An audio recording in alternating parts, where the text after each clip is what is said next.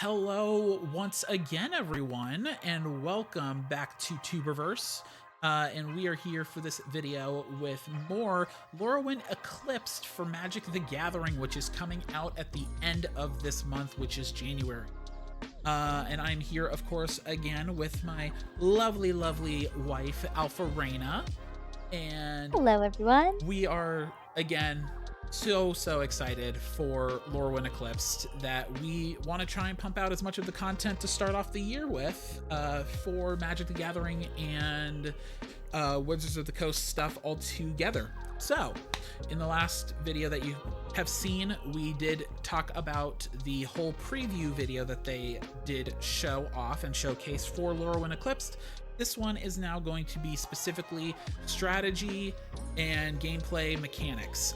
So we're curious. We'll probably see a lot of the same things again, like Blight and Convoke and all these other ones that they have coming back. Yeah, and Vivid. And along with probably, you know, creatures coming back like the Giants, the Merfolk, the Kithkin, the Goblins, all that stuff. So we're still excited. This is a 30-minute video. If you guys have not seen the actual video itself, of course, head over to Magic the Gathering's YouTube to go ahead and take a look at it for yourself. But we are going to go ahead and just get started on this and see what happens with the gameplay and mechanics.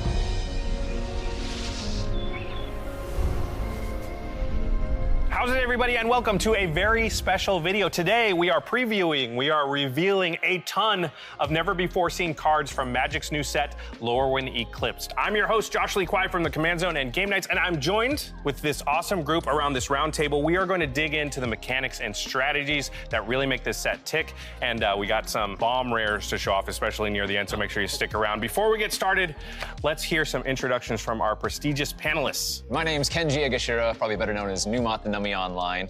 I draft a ton. I probably do 100 to 200 drafts of any given format, so limited's my forte, and I'm hoping to see some cool cards. I am Jadine Klomparents. I am an ex-professional player turned Magic designer. I am the play design lead, which means I'm responsible for all the final numbers and do a lot of the nitty-gritty text work. So we get to blame you if something is too good for limited? I accept all blame, and I also accept all praise if you are feeling generous. My name is Reed.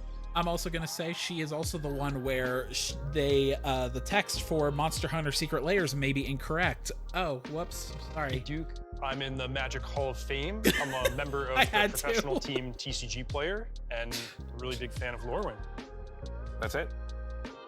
That's the whole intro? Something more you're looking for? I think 1 Pro Tour win, 8 top finishes, 6 Grand Prix victories. That's right. He was selling himself short. I just had to fix that. Humble. All right. Very humble. Hi, everybody. I'm Maria Bartholdi. I'm the host of Good Luck High Five, the Magic podcast, as well as Commander Arcade, the YouTube channel. And I also host a Pro Tour. And I don't believe in counter spells. How dare you? All right. Now, Lorwyn, the original, came out almost 20 years ago. Wow. It's one of the most beloved settings in all of Magic's history, and it was the first set ever to introduce Planeswalkers. So we thought it'd be fitting if we started off this video with a preview of a brand new mythic rare Planeswalker. It is a Johnny Outland Oh, Johnny! Oh, that's so sick! Chaperone. okay. A Johnny Outland Chaperone is a 3-mana planeswalker that enters with 3 loyalty. He can make 1/1 Kithkin tokens, remove an opponent's tapped creature, or cheat out a ton of permanents from your library for free with his powerful ultimate.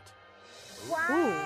I love that Johnny card. was one of That the looks original so 5, good. Johnny Goldmane. This Ajani is sweet because he has 2 different ways to protect himself, both his +1 and his -2. Yeah, at only 3 mana, it's going to come down early and start affecting the board. Oh. Imagine you have...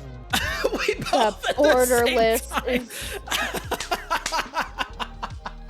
I'm not even gonna get my hopes up. Don't get your hopes up. Don't do it. The borderless your hopes up. borderless stuff is usually in collector boosters. I mean, you can probably get this potentially in play boosters, but I mean, it's gonna be so Stunning. rare. I just don't.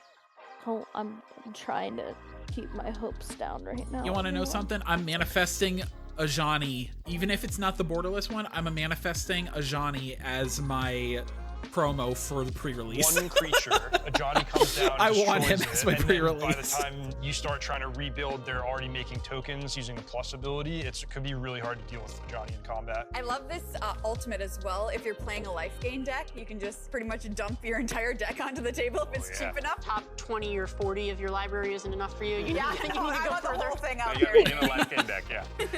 All right, well, let's move on here to talking about the mechanics from the set. There's a lot of really cool callbacks and homages to the original Lorwyn Shadowmoor block. One that I'm really excited about is -1/-1 counters, and this is a rare theme. We don't see design play around in this space very often, so I think there's gonna be a lot of people excited to get more support for decks that they've already got. Let's check out Soul Immolation. Soul Immolation is an asymmetrical board wipe that can deal huge amounts of damage to your opponents and all their creatures, at the cost of blighting one of your own. All right. Nice. Wow. Nadine, do you want to explain what Blight is? Yeah, so Blight is a cost you pay. You'll most often see it on cards as an instruction. They will ask you to blight a number, or with Soul Immolation here, blight X. So to blight, let's say 2, you will choose a creature you control and put 2 -1/-1 counters on it. So the toughness of your creatures ends up being really important because it's how many -1/-1 counters they can hold. So that's something to watch out for as we're looking through the cards here. Yeah, and if you have high enough toughness here, this could be a one-sided board wipe. Can you overblight? Yes, you can overblight. So if I have a 1/1, I can blight 5 on it? right, this card in specific says you can't choose a number Just greater than the greatest sacrifice toughness one. among creatures you. I mean, depending on which one you pick, I mean, you could you sacrifice something could. high and. Yeah, if you had a 7/7 out on the board and a 1/1, you can literally still blight 7 on The 1/1.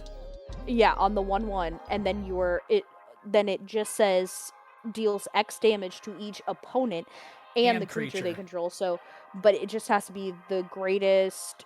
It can't go over the greatest toughness among creatures you control. So that would be 7. So you'd be able to blight 7, hit them for 7, and all of their creatures get hit for 7. Like that's. And all you lost was a 1/1.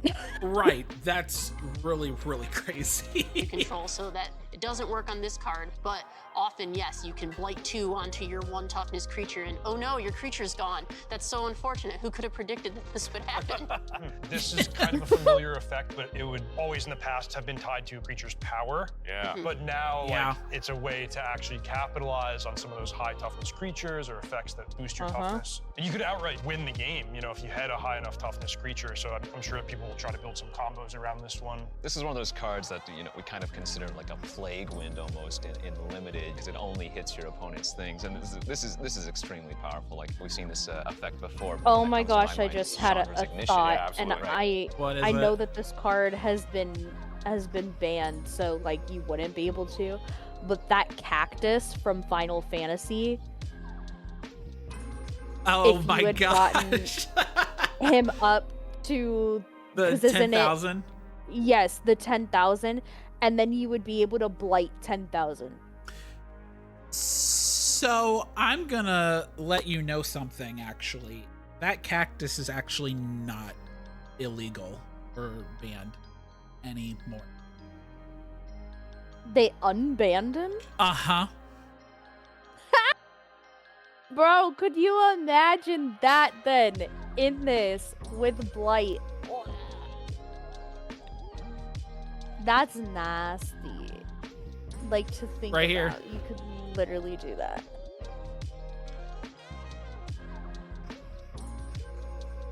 So it only is banned now from Pauper. That's Only on Pauper. wild. Yep. But that was indeed Yep. power, but this thing can just decimate your opponent. I'll point out here that if I have a 7 toughness creature, I'm allowed to choose X is 7. I'll blight 7. They went on my 1/1. Oh, that's a shame. I still have my whole 7/7. Oh, wow. Oh, you don't have to put it on the one that has your highest toughness. Right, you just have to blight X. Wow, okay. Oh, it got better. Oh, they got to our conclusion. There we go. Yep. Yep. All right, well, we have another card here that's adding -1 counters to things, but it's more straightforward removal. Let's take a look at Blight Rot. Blight Rot is an instant that can put 4 -1/-1 counters on any target creature, killing Oh, a smaller cool. one or shrinking a larger one down. pretty effective card, especially for limited. What do you think, Kenji? No, it's going to be great. Yeah. Like, you can kill something that's smaller. Obviously, it has 4 or less toughness, but you can also shrink bigger things as well if it's just annoying. So it's never truly a dead card as long as your opponent has any number of creatures. But it's dangerous, right? If you don't actually kill it, they might want those -1/-1 counters for value later on in the game. Oh, that's true. It's possible. There are some cards that remove the counters. Oh yeah, Yep. Speaking of which, we should talk about some cards that aren't just about putting -1 counters onto stuff, but about taking them off and getting value or payoffs for having put counters onto stuff. And it's a callback to an old card I'm sure you'll recognize. It's Glenalendra Guardian. Glenalendra Yes. Guardian is a 3/4 flyer with flash. It enters with a -1 counter, which can be removed to counter a non-creature spell. I mean, this is my kind of card for I like sure. it. Sorry about the counterspell thing. Well, don't worry, because it's counter-target non-creature spell, so I only play creatures. You're not gonna have any of that. So I'm good. Don't worry I about mean, it. I'm envisioning some kind of Perfect. flywheel where I am able to counter just every spell that anybody plays because I could just continuously put counters and then take them off. Right, this is a really cool card shape in that on its face it is Ooh. one-time use. You get your Pretty. creature, you The remove art the is counter, really you pretty. counter something, you've unlocked a bigger creature for your trouble. But also, if you play it with other cards that put counters on it, all of a sudden you have a whole engine going on. Yeah, in this case, Blight isn't a negative counter, it's a positive thing. Ben Kenji. Let's move on to a couple more cards that are sort of playing around in taking counters off and giving you benefit. Brambleback Brute is a giant who lets you remove its -1 counters to prevent your opponent's creatures from blocking. Then there's Reaping Willow. It also enters with 2 -1 counters, which can be removed to reanimate a creature and leave you with a powerful 3/6 lifelinker. Wow. That's nice. These cards are awesome. First of all, the high toughness on them is going to allow you so much range throughout the game to put -1/-1 counters on these creatures and take them off for value. Second of all, Reaping Willow's art is probably the most metal, awesome art I've seen on a Magic card in quite some time. So these are both in the Yeah, same it's vein only as that uncommon. Glenalendra Guardian Right. card shape. Reaping Willow in particular is one of my favorite cards to play in Limited in the set. It is just so much fun to kind of get your engine going and keep recurring your creatures. Strategically deep here because that dynamic of you're strengthening your creatures when you remove the counters. So do you want to just do that right away at the first opportunity, or do you want to save it so that you strategically have like a charge on that can't block ability? It's going to make for like really tough judgment calls, I think, when you play. The Brute is so sweet in an aggressive deck too, because after you've taken those counters off, you're doing 2 things that you want to do, right? You're making sure their creatures can't block, and now you have a 4/5 that you paid 3 mana for. Exactly. You also get to really feel the value of keywords with these cards. A 1/4 lifelink creature, you're not too worried about. A 3/6 lifelink creature all of a sudden is a huge Right. deal. We should mention Hybrid Mana's back. Yeah. That Yes. was something that was memorable for me in Shadowmoor. White and black, like not a traditionally supported color combination on this plane. The nice thing is, you don't have to put Reaping Willow in a black-white deck, right? You could be mono-white and still play that card. Or you can play it in maybe like a white-green deck, but it's gonna be a little bit harder to cast for that benefit. Hybrid Mana, as Reed mentioned, is back, and that's going to lead right into our next card. Good segue, pal. You want to take the host seat? Anytime. I'm You a can. pro. Yeah, you can. Yeah, as long as you win a Pro Tour. Oh, ouch. He's like, yeah, about that. He's got a way better chance of becoming a host than I do of winning a pro tour. The bars are a little different. Thanks, Maria. Okay, they're doing some very interesting things with the Hybrid Mana in this set, and actually we have another mythic rare to show off that kind of demonstrates that. Let's take a look at Catharsis. Catharsis is a hybrid cost elemental with Evoke. If you spend white mana to cast it, you'll get a couple of Kithkin tokens. If you spend red, you'll give haste and pump up your board. And it's even possible to get both effects when its full cost is paid. Catharsis is so resonant with the original Lorwyn. So we have Hybrid Mana, we have Evoke, we have the colored mana symbols mattering, and this is reminiscent of like that really iconic cycle of 6 mana elementals, Guile, Hostility from the original Lorwyn. Yeah, Evoke Elementals have a real pedigree in Magic at this point. The Modern Horizons 2 cycle, Muldrifter, just all sorts of ones you can point at. The new space we're playing with this time, the modality on the Evoke choice, you can get the red effect or the white effect depending on how you spend the mana, so just a lot of options for the cheap mode. Kenji, do you think you would play this in a monocolored deck, or do you have to be in both colors colors? You don't need to be in both colors. It helps a lot. That adds a ton of value, of course. You probably don't want to play it in just a red deck. That ability is not really good enough. I would play this if I was just playing white, though. You get a couple of 1/1s, or you get a body with a couple of 1/1s. Borderless is kind of cool. Yeah, let's do the math here. I have 6 mana. I'm casting this. I've got 2 white and 2 red. I'm all set. So I'm going to get my 2 1/1s onto the battlefield, then resolve. All my stuff gets +1/+1 in haste. I have 8 haste power for 6 mana. Sick. Yeah, get slugged. Get slugged. Everyone's going to say that now. Also synergizes with one of the new mechanics in the set. It's called Vivid, and it cares about the number of colors among permanents you control. So for our next preview, let's talk about a new card that has the Vivid mechanic. It's called Prismatic Undercurrents. Prismatic Undercurrents rewards you for having a colorful board, letting you search up basic lands when it enters, then giving you extra land drops for the rest of the game. I mean, whenever you hear prismatic in a card name, you know it's just going to have something to do with multiple Wow, you may colors, play an and this additional one's land no on each of your different. turns You also. really That's a want to have really nice access, card. though, to a few different types of permanents, maybe hybrid Yeah, creatures. Catharsis is 2 different colors. That's right, and then of course the Prismatic Undercurrents itself is also green, so baseline, unless they killed it in response, you can always, get 1 permanent out of the deal, but this one's gonna be a fun build around for Limited. Yeah, the interesting thing about Vivid is that if I have a white-green deck and I have a white-black hybrid card and a green-red hybrid card, I have 4 colors without having access to any mana besides white or green, potentially. Reed, how many basic lands do you think you need to get off of this card to feel satisfied with the value? At 3, this is a unique, powerful effect. It is going to be deck dependent because for some decks, you get to 4 mana, you're kind of done. You don't care about ramping to 5, 6, 7. But like most of the decks Kenji is going to build, you're going to be thrilled to just keep hitting those land drops late into the game, and this can be really cool. Okay, and here to help with this whole Vivid mechanic, there's a cycle of hybrid mana cards that also plays in to the typal synergies in the set. Let's take a look at that cycle right now. Each of the core 5 Lorwyn creature types is represented in the... Oh, wow. Okay, hold on. Okay, so Eclipse Bogart, I think, didn't we see that? No, we did not. No. So Eclipse Bogart is, you can choose between black and red, but it's 3 costs in total out of those 2 colors. It is a 2/3 Goblin Scout. When this creature enters, look at the top 4 cards of your library. You may reveal a Goblin, Swamp, or Mountain card from among them. Put them into your hand, with the rest on the bottom of your library in a random order. So they're all about the same thing, where you pick the 4 cards, but each card does something slightly different.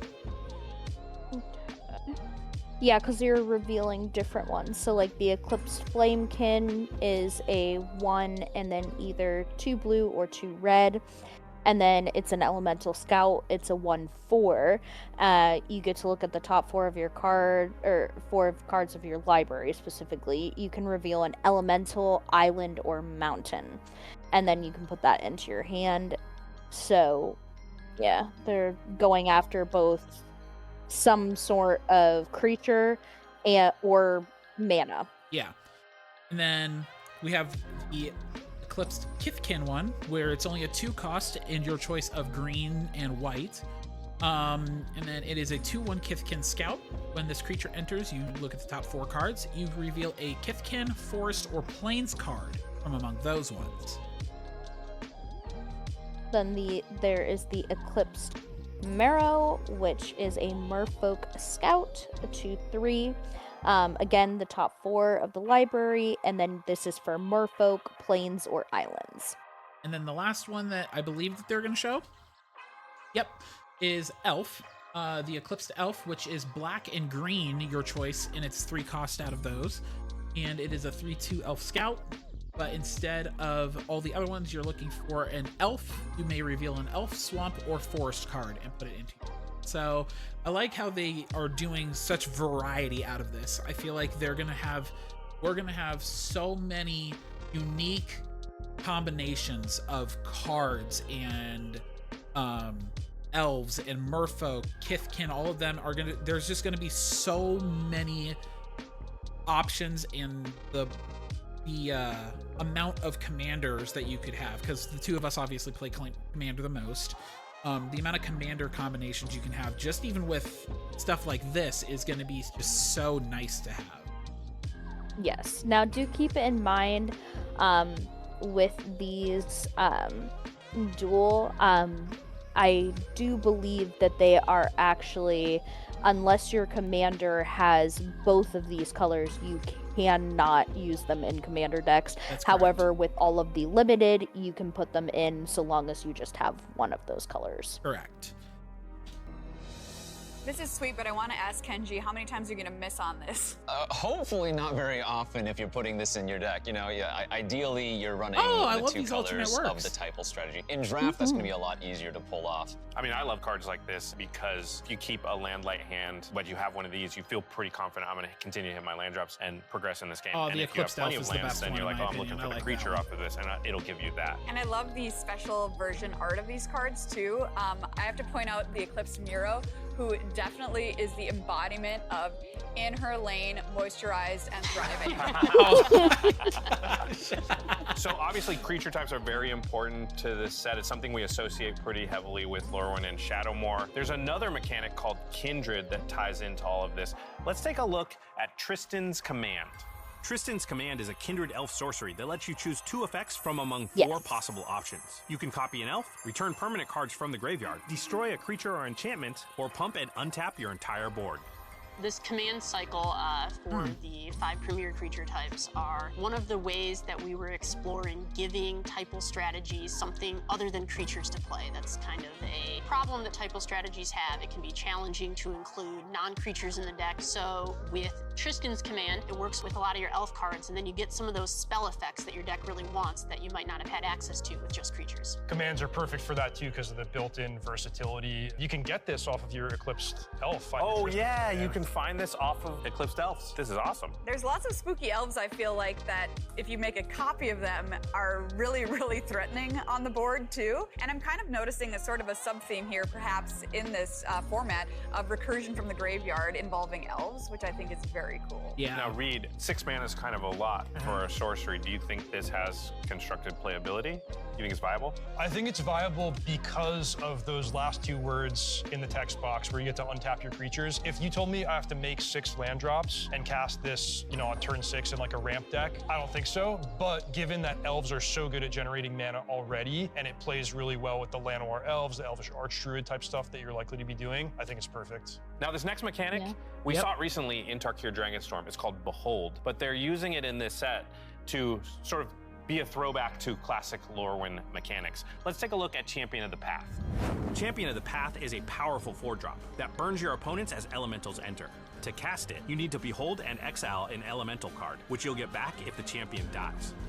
The Lorwyn Eclipse champions are another of these typal cycles aimed at filling a specific role in the typal strategies. I would love to do an elemental just being a bigger, commander. heftier creature with more impact than a lot of the more small ball creatures you'll play because you want to get a ton of the type. I mean, This I can definitely be think you'll really have the powerful chance in payoffs by this requiring that deck additional cost to play them. because, Yeah, these type especially of cards are with so cool and limited the too. You open them up and you're like, okay, I want to build commander, it seems like they're very much going for that big elemental cost, which most likely means that their commander is going to be an elemental. It just probably isn't going to be one of the big guys. Right. But, you know, I mean, you don't really want to have to pay 7 mana for your commander. Yeah.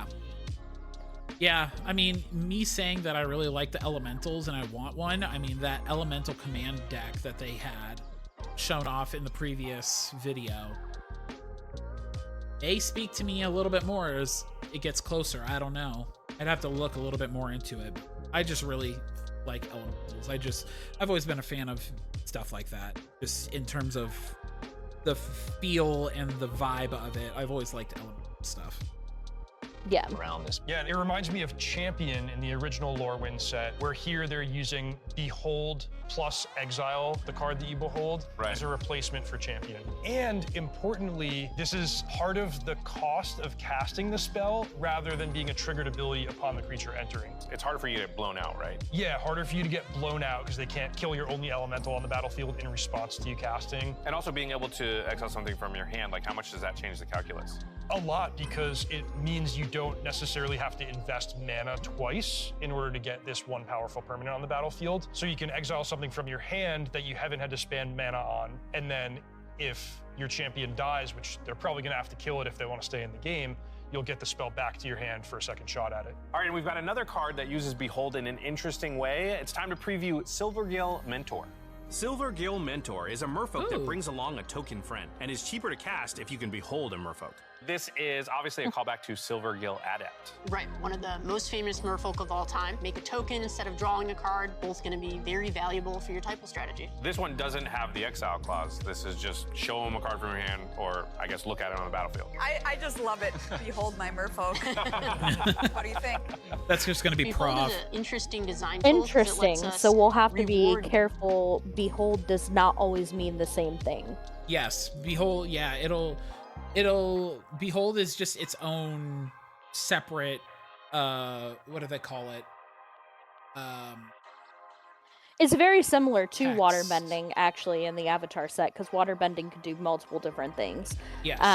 Sometimes it could draw a card, other times it could give you life, other times it could tap an untapped creature.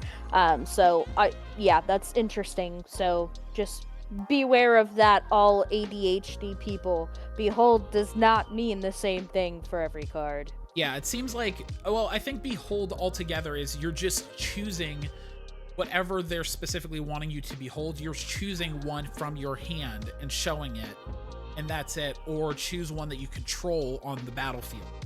And then it'll say you have to do something with that if you are showing it in your hand or you're choosing one that's on your battlefield. But what you're saying is correct. It's just this Behold will always have something that you're probably going to have to do. But in this case, it's just you're showing like, hey, this is my merfolk, and that is it. Or if you don't have one, you have to pay 2 life. Deck Or 2 building mana, and sorry. having a sufficient quantity of merfolk in a game state agnostic way. You didn't have to do anything special. They can still be in your hand. If the game hasn't been going well for you, you're not being punished. And typo, of course, being something that we're focusing on here in Lorwyn. What does a type want? More of its type, and this merfolk comes along with a buddy. Yeah, and the nice thing is maybe you missed on your adept. You know, you can still play this later on for 4 mana, and it's not great, but it's a decent enough body. It's even better, of course, if you can behold.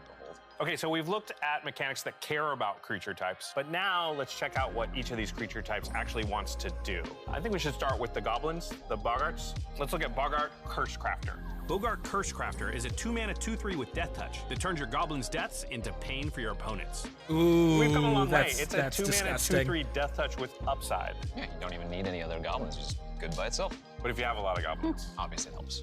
This one, goblins, exactly what it says on the tin. The goblins are a sacrifice deck that care about their creatures going to the graveyard and getting rewarded for it. well, and goblin decks are often pretty aggro. The problem with aggro strategies, right, is they stabilize. And this gets you to a point of no return where I was like, well, they can't take the damage and they can't really block it because they'll kill it and then they'll still take damage and die. Playing goblins is all about making your opponents have terrible decisions no matter what they choose. I felt that Yes. when I was playing against Jadine's Goblin deck earlier, where it felt like if I cast a removal spell, I was doing you a favor because you wanted your stuff to die, you were bringing it back from the graveyard. All right, well, speaking of goblins, here's Scuzzback Scrounger. What'd you call me? Scuzzback Scrounger is a 2-mana goblin that lets you that's make great. a treasure every turn, as long as you're willing to blight one of your own creatures. Well, Oh. first of all, this goblin can kill other goblins, which we already have established goblins want to die anyway. And you're also making treasure tokens, which if you're playing an aggressive goblin deck, is able to help you get a mana advantage, which you don't always have access to early in the game. There's tension with cards like this because if you just look at the card at face value, the first thing that's going to happen is Ooh, I you love that put a art -1/-1 counter, Yeah, I make like it it. a 2/1 and get a treasure. Now, if you do that again next turn, your creature's dead, but of course you can start hypothetically blighting onto your other creatures. So from the opponent's perspective, it's like, well, do I want to try to wait it out? You already got your 1 treasure, maybe that's it. Always a tough gameplay decision that you're faced with. Nice thing too is it's a May ability as well, so if you're the person playing it, you don't have to do it. Imagine pairing this with that Glenelendra Guardian. It gives Yeah. you the ability to put a counter on it every turn. Which brings up a good general point about the world of lore when it comes to creative deck building, limited play, whatever. It's you don't have to go on the rails of, oh, I'm playing goblins, I'm gonna pick every card that says goblin on it. You can look for those like cross-type synergies. You can Yep. play the generically good cards, tie it all together with changelings. There's just so much you can do. All right, well, let's move to another very famous and clearly one of Reed's favorite creature types, elves. Absolutely. We're gonna start off with Twilight Diviner. Twilight Diviner is an elf that surveils when it enters. Then, when you bring creatures back from the graveyard, it lets you copy one for free. The art on this card is disgusting. Absolutely stunning. Both the Fable showcase frame and the original are so beautiful. That Fable frame is really strategy, pretty. As we talked about before, is about filling the graveyard. And one of the things you might want to do after filling your graveyard is bring things back from the graveyard. And this card pays you off in a huge way for doing that. Pairs beautifully with the Reaping Willow that we saw earlier. I have to imagine this has some constructed applications more than draft. I mean, obviously, if you draft, you're going to want to build around it because there's going to be that graveyard synergy with the elves. But it seems like something that you could do in 60 or 100+ card decks. Right, this is a really open-ended build around. You can play it and try to reanimate a bunch of small stuff, or I can be like, okay, what am I gonna do at 6-7 mana that I want 2 copies of? Nice. Okay, next elf, Morkant's Loyalist.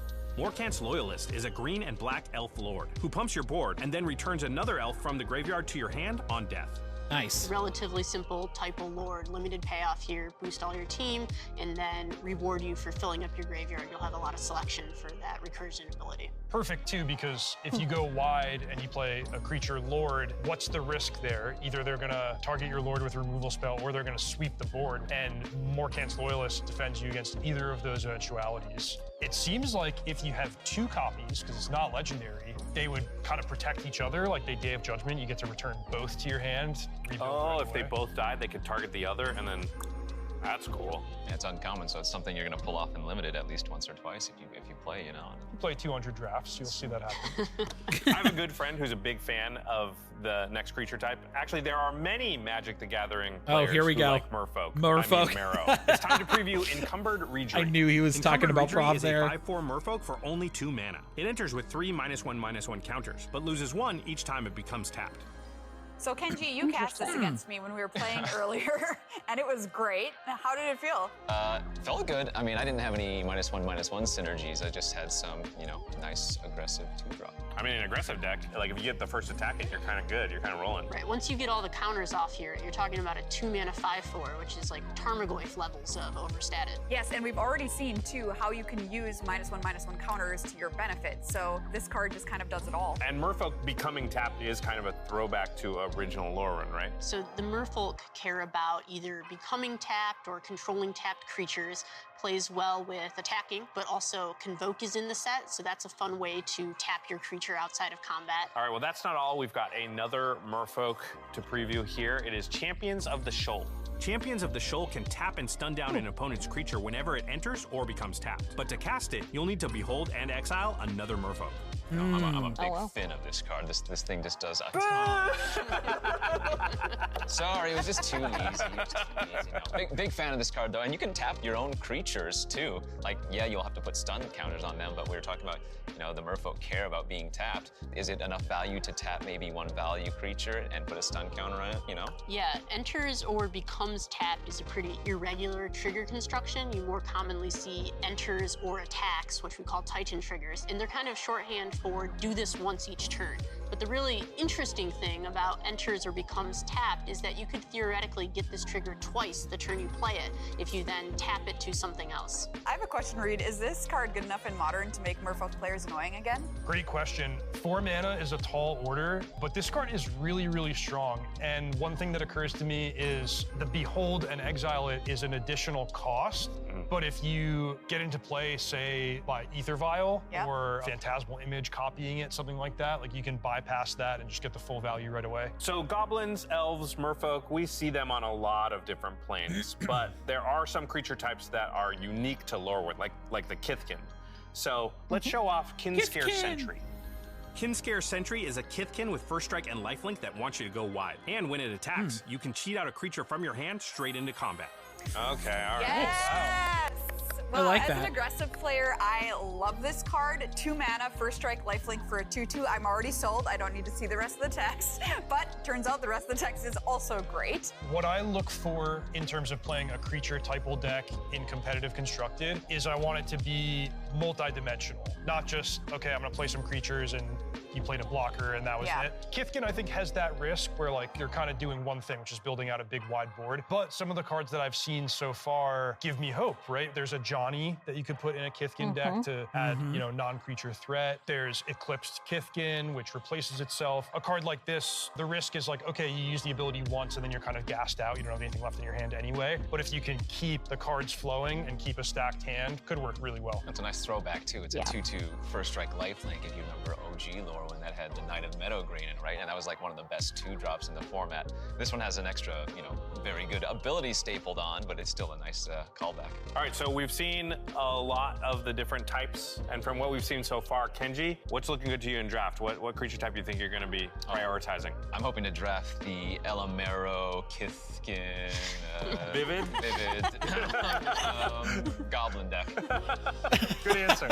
All right, we're not quite done yet. We have a few cards left to go. Some really cool stuff, including that exciting Mythic Rare I talked about at the very start. Let's take a look here at Endblaze Epiphany. Endblaze Epiphany is a versatile removal spell that lets you dig through your deck when the creature it targets dies. This would be a great card to hit Champion of the Path, that 7/3 we saw earlier. Right, spend 4 mana, kill the thing, look at 7 cards from the top of your library. Wow, because it counts the creature's power, not what X is. So if you had a 6/1, you could look at 6 for 2 mana. That's really cool. Yeah, another cool thing here is that this card does not have to kill the thing that you are trying to kill. It just sets up that condition for the rest of the turn. So I can spend X is 0, 1 total mana, say when your thing dies this turn. Maybe it dies in combat because I was about to block it. Maybe I use a different, cheaper removal spell, and then I get to look at all those cards because all it cares about is the power. It goes with Evoke, you know, Evoke my Catharsis. Interesting. Yeah, in response to the Evoke trigger. Oh, that's sweet. Should note, the exiling cards is mandatory. So if you kill too big of a creature, you know, 40 card format, you can get yourself in a little bit of trouble. I'm willing to go out that way, Reed. Yeah. Go out, play some cards. That's what we call a moral victory. I'm willing to sacrifice. All right, the next take one that is really sacrifice. cool. It's the only card in the whole set that has the Shadowmoor mechanic Conspire, and it's called Rating Schemes. With Rating Schemes, your non-creature spells gain Conspire, which means you can double them up by tapping 2 creatures that share their colors. I do like that it has the restriction of making players who are spellcasters have at least 2 creatures in their deck. Well, you just draft a bunch of non-creature cards that make creatures, and they kind of chain a little bit going. This is what I think of as like 10th plus draft content. It is not exactly on the beaten path, but it is something really cool to explore once you have your legs under you in the format. 10th? You mean first draft content? All right, we've got 2 more cards to go, and the next one has a pretty high upside if you can set things up, and also a very cool name. It is Spry and Mighty. Spry and Mighty is a sorcery that rewards you for having creatures of different sizes. The greater the difference, the more cards you'll draw, and the bigger those creatures will become. Wow. It jumps off. Hold up. Choose 2 creatures. You draw X cards and get +X and trample those chosen creatures until end of turn, where it's the difference between the powers. The page is... so if you had a 1/1 and a 7/7, let's go. No. If you had the 1/1 and then the jumbo cacti. Okay, I'm trying to stick within the using lore. Green's mana dorks, Llanowar Elves, Birds of Paradise, whatever it might be, to, you know, accelerate out your big creature, and then sort of by the structure of your deck, you're already going to have that large differential in powers. So we keep talking about the ways that having -1/-1 counters on your creature could be used to your advantage, and I actually had to double check. Spry and Mighty have the same aura as the Duke and Magic handles negative as the Duke powers. and so oh imagine my gosh, having an 0/4 creature with 3 -1/-1 counters on it. Yeah, you now have a -3 creature in play. If you also had a 3 power creature, that difference is 6. Oh wow. Okay. So it works even better with Blight. Yeah. I've been waiting a long time for the negative power to like ever matter. That's sick. I didn't go. So it's very cool that this is something where it does. I have to ask, Reed, did you like being the model for the Fable storybook version? Oh my gosh, that's so cute. By the tree? I'm the little guy. Yeah. I think I have that sword at home. All right, we are down to our last card, and I teased it at the very start of the video. It seems like it's got a good chance of seeing 1v1 constructed play based on the fact that it has an impressive stat line for only 1 mana. Let's look at Moonshadow.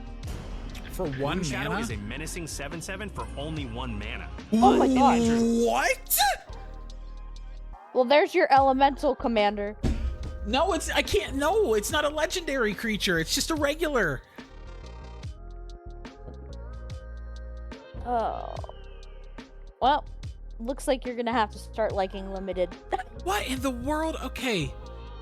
This creature enters with a -1/-1 counters on it, so it automatically starts as a 1/1. As a 1/1. Whenever one or more permanent cards are put into the graveyard from anywhere, while this creature has a 1. Oh my gosh. You could just exile, or not exile, sorry. You could just kill small stuff.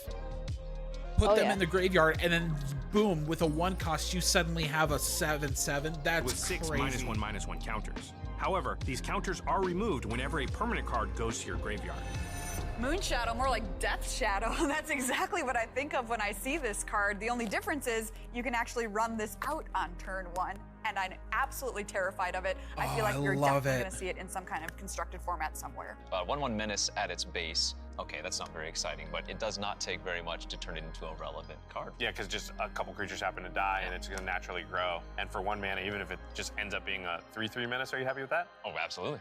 I think you're happy at 2/2 Menace. For 1 mana, that's plenty good. Yes. It's another one of these cards that makes any decision your opponent makes bad, right? As well, sending your creatures to the graveyard are going to grow this creature in response. Yeah, so what do you think, Reed? Do you think somebody's going to, you or somebody else, maybe figure out how to break this in Constructed? I'll start working on it. For me, this is what Magic's about. Where you see a card and it just makes you think in terms of creative deck building. I love this elemental so much. You know, That's you crazy. could play it sort of straight up, where you cast it early, and then through the course of a normal game of Magic, you get to remove some counters here and there. But then you can also think about, like, how am I going to turbo remove the counters? You can think about, well, boy, this is a 7/7 for 1 mana in zones other than the battlefield. So am I doing Scavenge or something like that? You know, there's no right or wrong answer to these things. It's just like, what are you going to do with your Moon Shadow? All right, thank you so What are you much gonna for do with your joining Moon us for Shadow? this Lorwyn Eclipse preview video. Thank you to my fellow guests. Raina, what are for you saying gonna such do with smart your things Moon about Shadow? Magic cards, JD? You blew my mind a couple of times in the last hour. That's Man, not easy to do. I If you mean, want to check out That's kind of a wild the other decision cards to that have just been throw previewed. out there and potentially just, like, literally turn 1, you could have them out there, and then the whole time somebody's just staring at it like, oh boy. Yes, because a 7/7 with Menace is just freaking insane. It is. I mean, so mind crazy. you, it comes in as a 1/1, so I mean, there's Yes. definitely time to, like, you'll definitely have time to remove it, Right. but I mean, it can definitely be crazy, especially in a limited format if you had multiple of them. But yeah, I don't know. Limited is just so much about removal spells at this point that it's most likely it's going to be knocked out before you ever get into 7/7. I'll be real. And it's sad though because this Moon Shadow is a mythic, so it's gonna be so hard to get a Moon Shadow, which is so sad because I like Moon Shadow a lot. Moon Shadow is one of my favorites. But yeah, I'm super excited. I think the gameplay mechanics and everything that they have for this is going to be super fun. Again, I also just enjoy that because of all the gameplay mechanics and all the different things that they're doing with transforming cards. You can pick certain cards quite often. It's just, I'm excited to see what kind of combo decks will come out of this in terms of, you know, limited stuff, or even Commander as a whole too. I think it's just going to be super fun. Yeah, I definitely agree. And always having, you know, transforming cards is just fun, and to actually have control of the transformation, like full control, is just a really cool aspect, because up until this point, you know, typically was its own trigger after something happened. Yeah. So now you actually get to just constantly flip back and forth as long as you have the mana, which we have definitely seen that most of these have the opportunity to have mana ramp, which is really cool. Yep. Not to mention the shock lands are back, which is always a plus. And yeah, I just overall the set looks absolutely stunning. I'm definitely interested to see how they go about the blight mechanic. I'm definitely interested to see that actually in play, and see how that truly ends up working out. But honestly, the vivid mechanic interests me as well. I am that person who at pre-release tries to shove 3 colors into a into a lovely deck. Does it always work for me? No, of course not. That would be insane. But it worked well enough. So, you know, I am definitely that person that just falls in love with all the colors and tries to shove as many as possible. So, you know, the vivid mechanic in general definitely intrigues me. Not to mention, I do the same thing with commanders. I like my commander to have as many colors as possible. So, you know, I definitely think it has room for both commander and limited to be quite powerful. So I'm definitely looking forward to the Lorwyn Eclipse. We'll have to see. I'm hoping that they bring back some characters. I know that Liliana is technically a part of this story. I'm wondering if they will bring her into this as a planeswalker. I love planeswalkers, always looking for new planeswalkers. So you know, the more that they show me, the better. I love Oko, I love Ajani, and I would love to see Liliana in this as well.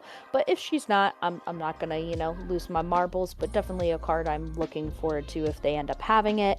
Plus, actually seeing the elementals for Night and Day as a card, super interested to see that. Most likely, you know, I don't know how great they will end up being as commanders, but I definitely want to try to build something with them as the main focus. Right. Yeah, I think, again, the two of us have just been super, super excited for Lorwyn Eclipse. We think this is going to be one of the... like we said in the last video, it's going to be a really, really, really fun and good universes within Magic to kick off 2026 for Magic players, and for Wizards of the Coast also as a whole. So we're super excited for it. Be sure to tune in for all of our other Lorwyn Eclipse projects when that comes out, hopefully within the month. But yeah, if you did enjoy this though, please consider leaving a like, commenting down below what your favorite card was in this video, which we already know what Reyna's is, and we know what mine is. Mine was the moon one. I really liked that Moon Shadow. But let us know what you think down below, and hit the subscribe button so that way you don't miss any more Magic the Gathering content on the Tuberverse channel. But thank you guys so much for tuning in, and we will see you guys in the next one. Goodbye. Bye.